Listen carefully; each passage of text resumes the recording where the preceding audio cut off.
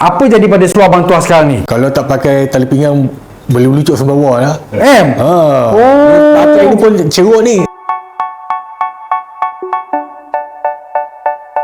Ni special customer lelaki.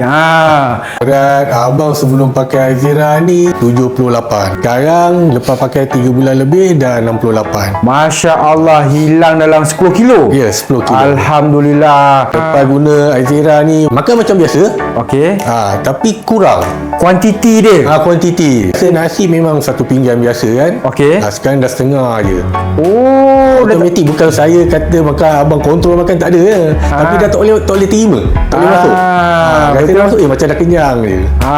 Okey. Tuang dekat tangan ni, Okey. abang hidu dulu. Lepas hidu ni memang dia senang lah kontrol kita punya ni selera makan kan. Nak kata kontrol makan memang tak ada lah. Nak diet memang tak ada lah. Tapi memang dah tak boleh. Automatik macam diet juga lah. Dia automatik jadi macam diet kan? Macam diet. Tak perlu sediakan menu diet, tapi bila hidup dia automatik, betul tak? Automatik diet. Apa jadi pada seluar Abang Tuah sekarang ni? Kalau tak pakai tali pinggang boleh melucuk sampai bawah lah. Oh. Pakai ni pun cerut ni.